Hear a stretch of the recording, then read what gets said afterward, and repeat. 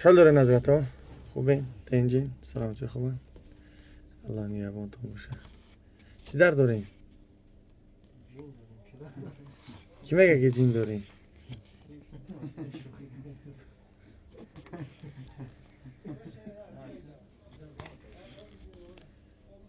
مثلا کی؟ همه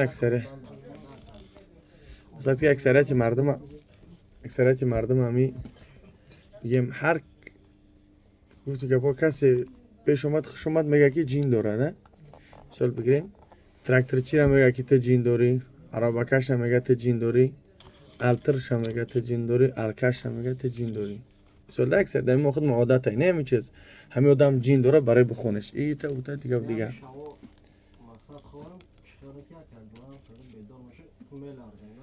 هم یکی بدور شید که ریس که بسم الله بخو بره تارات که در که جان موز پرتو در که نماز بخون نیم ساعت دکو ای دیگه او جین پیشت نمیویه. اینمو بدور میکنه که انا بدور میکنه که بچه انا بدور میشه میگه بچه بخی تهجد بخون که پگه قیامت های پگه حساب و کتاب های پگه روز جزا های انا بخیزم میگه که نمازار تهجد بخونیم. یعنی کم کم خیسته شو الله را یاد کن در کن. یعنی همین چیز ما و شما را آگاه میده که منده بخی جین شیاطین می بدور میکنه نمیخیزیم ما بگیم نه آه جین غم داد بخی اما یکی میگذره پوش میزند کی بخی اصلا ما نمیخی اکه ما بگیم خود ما عقل نداریم که بدلیمونیم شب بخیزیم کم که تهجد بخونیم تره عقل ما نمیگیره تری نخیله نه فقط میمونش در کار که بدور ممکنه کار بریم. انا مثال بگیم که ما نمیش که بخیزیم شب تهجد بخونیم در یه چیز ازش عقل ما نمیگیره بفرایم کم که کار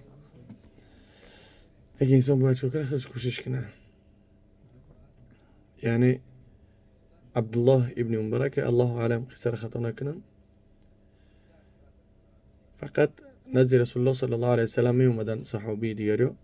قصه نقل میکردن یعنی خواباشون رو تعبیر میداد رسول الله نقل میکردن که این خیلی خوب دیدیم و اونم جوان یوش بود میخواست که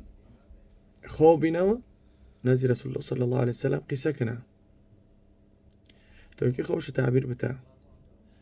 وقتی که اپش بگیم زنی رسول الله صلی الله علیه وسلم بود آمد یه روز از روزا خواب دید که دم ملائکه دستاش میگیرن اتفاقی بگیم اتفاقش به سوی آتش جهنم برده سنش و میگه وقتی که میبرن به همونسونه میگه میبینیم که یارو رفیقای خودم در آتش جهنمن و اونها دعا میکنن جایی که میگه دعا را بخون که اللهم اینی اعوذ بک من النار یعنی پروردگار برام اطلاع به سوی تو از آتش جهنم. یعنی امی خواهدید نقل کرد با یعنی اپای خودش اپاش گفت که شب تهجد بخون یعنی تهجد کمش دیگه. یعنی ببین که فرزندی صحابی بود و خود صحابی بود فرزند حضرت ابوبکر بود. ابوبکر اولین شخصی بود که بگیم اسلام قبول کرد اولین انسانی بود که بعد از پیغمبر خدا صلی الله علیه و سلم همون گناه خواب دید که او تهجد میخوند صحابه و دیگه و ما و شما و بابی اولو به حد دوریم از اون گونه شخصیت ها. همین خیلی شب تهجد نمیخونیم قرآن نمیخونیم اذکار صبح و شام نمیخونیم دیگه بسیار کارا رو نمیکنیم. یعنی باید ما و شما کوشش کنیم یعنی اون گونه شخصیت ها اون گونه خواب دیدن حال اونها چگونه باشه و حال ما چگونه باشه نزد پروردگار. برای باید هر یک آدم خود باید کوشش کنیم شب کم تهجد بخونیم ای عبادت الله دور نشیم. مثلا هر یک کسی که دید مثال میگه در خدمت عادته که تجین داری و بیچاره چیکار میکنه علم که نداریم گپی هوای در سرمون میمونه اوه جین دارم اوه جین رو خیلم کردن او سحر رو جادوم کردن اگر جین شیطان رنگ نمودی ما و شما بیزاره بعد فهدار هم جادوگرا که ذهنی ما مثالش میگردنه ما هفته یک مرتبه نماز میخونیم در روز یک مرتبه یا شب روز یک مرتبه نه دیگه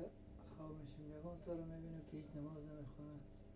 دور است به ذهن ما میگرده ما خود یکان دفعه نماز میخونیم سر از زمین میزنیم